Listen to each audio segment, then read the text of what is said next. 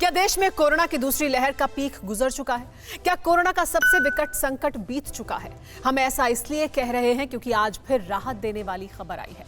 देश के कई राज्यों में कोरोना के नए मामले कम हो रहे हैं। देश में पिछले 2 महीने के दौरान पहली बार हुआ है जब एक दिन में नए केस की संख्या से ज्यादा मरीज ठीक हुए हैं। इसके अलावा संक्रमण के नए मामले और कोरोना से होने वाली मौतों में भी कमी का रुझान देखा गया है।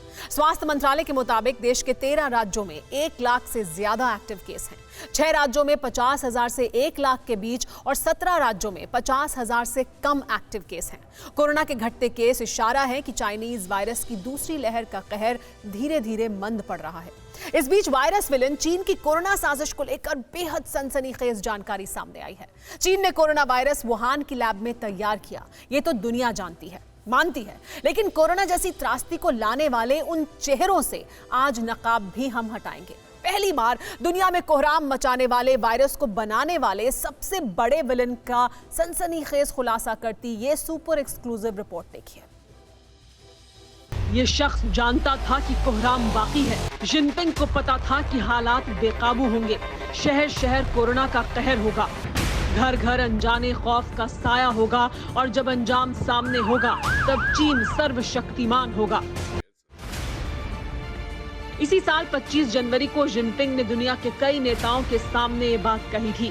तारीख फिर से सुनिए, 25 जनवरी, यानी वो वक्त जब दुनिया के कई देश चाइनीज वायरस से मुक्ति पाने की ओर बढ़ रहे थे।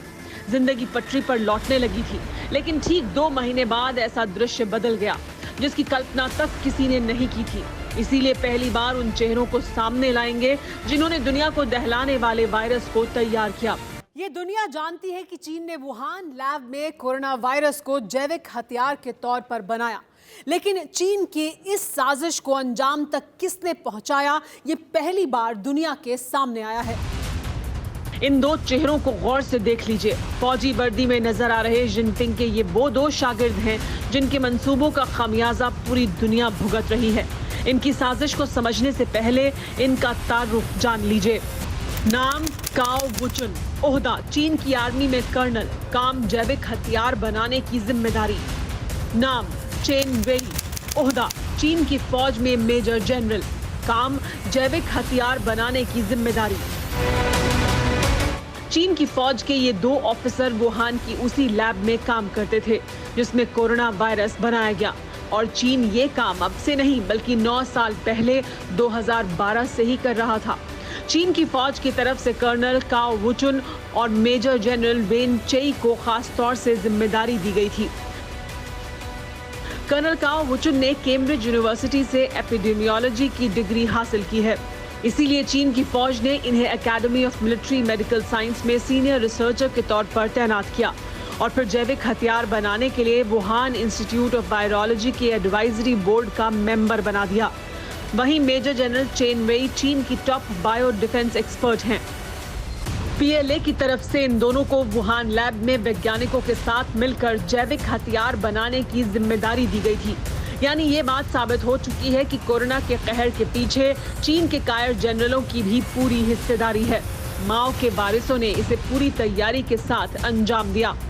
कोरोना वायरस बनाने के लिए चीन ने 5 वैज्ञानिकों की टीम बनाई थी। इस टीम की अगुवाई बैट वुमन के नाम से मशहूर शी झेंगली को दी गई। टीम में पीएलए के ऑफिसर कर्नल काओ और मेजर जनरल वेन चे भी शामिल थे। टीम के साथ कर्नल काओ वुचुन खुद भी सैंपल खोजने के लिए गुफाओं में गए थे। चीन 2012 से ही जानलेवा वायरस बनाने की लगातार कोशिश कर रहा था। वुहान की लैब में 9 साल से साइंटिस्ट नए वायरस की खोज और बीमारी फैलाने में शामिल डार्क मैटर पर रिसर्च कर रहे थे। 9 साल के दौरान वुहान लैब में 143 तरह के वायरस खोजे गए। म्यूटेशन से वायरसों को तेजी से फैलने वाला और जानलेवा बनाया गया। कोरोना फैलने से 2 महीने पहले सितंबर 2019 में चीन की बैट वुमन शी झेंगली ने खुद कबूल किया था कि वो सार्स नाम के 8 वायरस खोज चुकी हैं। इतना ही नहीं, कर्नल काओ ने दुनिया को धमकी देते हुए कहा था कि उन्होंने ऐसे वायरस का पता लगा लिया है जिससे इंसानी वजूद पर भीषण संकट आ सकता है। और आज हो भी ऐसा ही रहा है। लेकिन सवाल बरकरार है कि चीन ने कोरोना वायरस को क्यों बनाया एक जैविक हथियार के तौर पर। चीन एक ऐसा मुल्क है जिसके पास सबसे घातक मिसाइलें मौजूद हैं। फिर चीन को क्या जरूरत थी इतना घातक जैविक हथियार बनाने की? भले दिखावे के लिए ही सही, लेकिन ये भी सच्चाई है कि चीन के पास मौजूदा वक्त में दुनिया की ताकतवर सेना है। एक से बढ़कर एक हथियार हैं, फाइटर जेट हैं, समंदर की तह तक तबाही मचाने वाले युद्धपोत हैं, और ये सब चीन ने दुनिया के बाजारों में अपना फर्जी सामान बेचकर बनाया है। America, Britain, Italy, Spain, France, Germany, Netherland, Bharat, Australia और न्यूजीलैंड दुनिया के ये वो देश हैं जिनके बाजारों पर चीन ने कब्जा कर अपने पाप की तिजोरी भरी।